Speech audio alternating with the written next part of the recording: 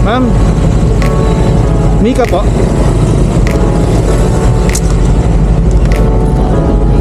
Bali going to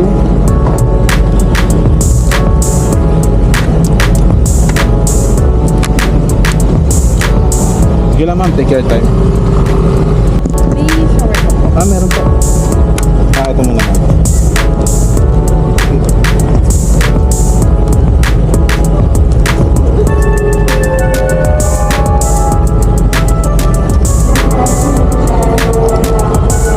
Medyo malubog yung helmet ma'am.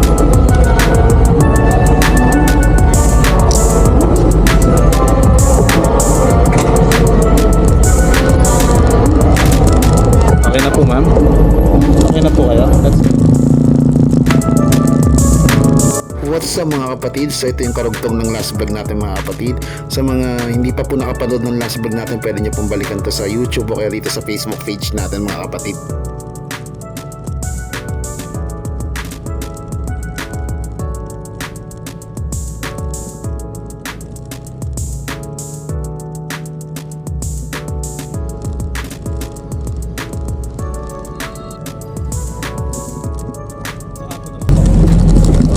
Iayos ko lang ha.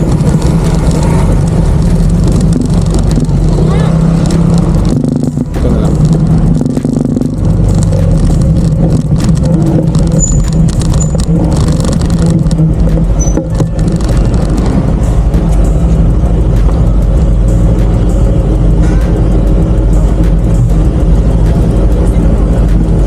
Okay na po. Thank you po sa tip. God bless. Thank you madam. At ayun nga mga kapatid, natin na natin yung 4th passenger natin this evening. So going na po tayo sa 5th passenger natin. Pinasukan agad tayo ng booking mga kapatid.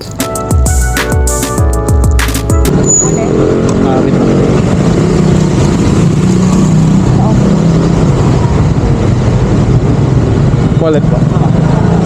Ito na yung storage option. Reusable naman.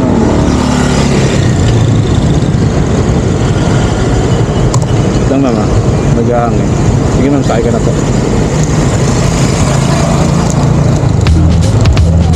Okay po.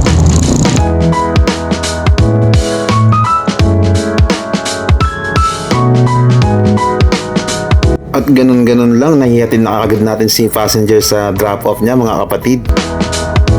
Sobrang bilis ng pangyayari mga kapatid, pinasukan kaagad tayo ng 6th passenger natin of this evening mga kapatid.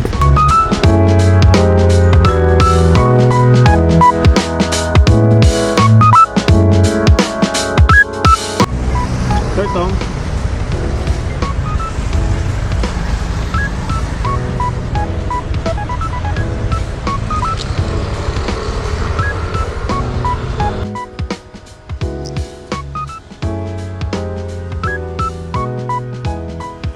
Napakasarap ng biyahe na to, sunod-sunod yung naging passenger natin dyan mga kapatid. And at the same time, ang ganda kasi bumiyahe talaga pag gabi, walang traffic, then hindi mainit. Yun yung advantage pag gabi mga kapatid, hindi ka masyadong pagod.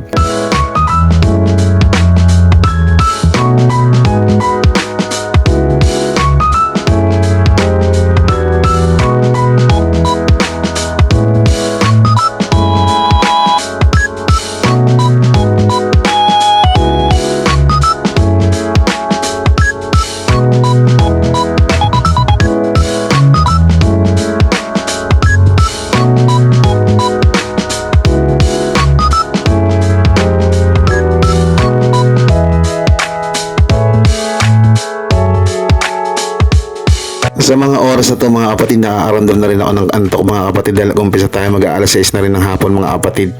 Makapag-decide na ako dito mga kapatid na mag-set destination na after this trip dahil talagang inaantok na talaga ako mga kapatid.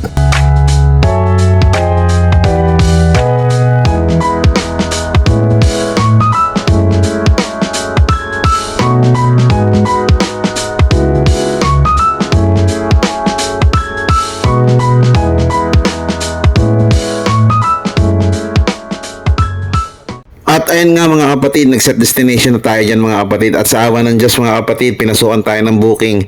Way pauwi sa atin mga kapatid.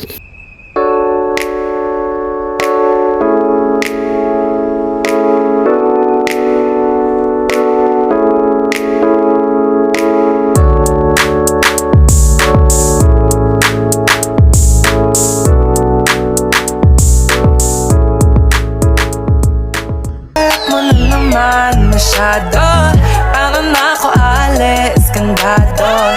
Ilang magic sa patimpla mo, oh, para bang nauulan.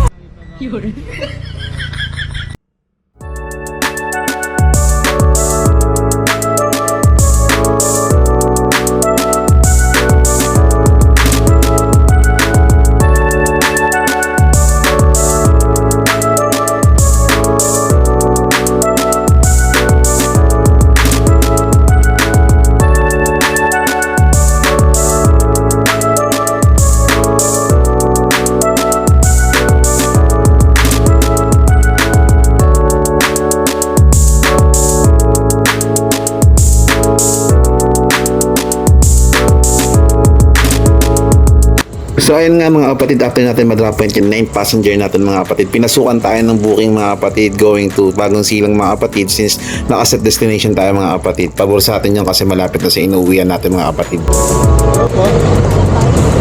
Dito lang po kasi. Opo, tapat.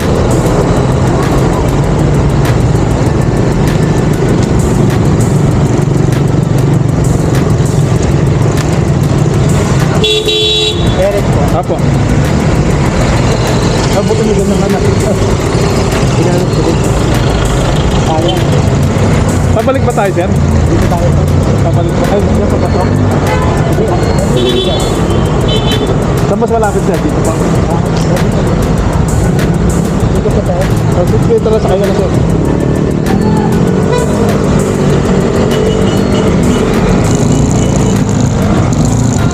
Dito tayo sa looban, sir. Dito, sir.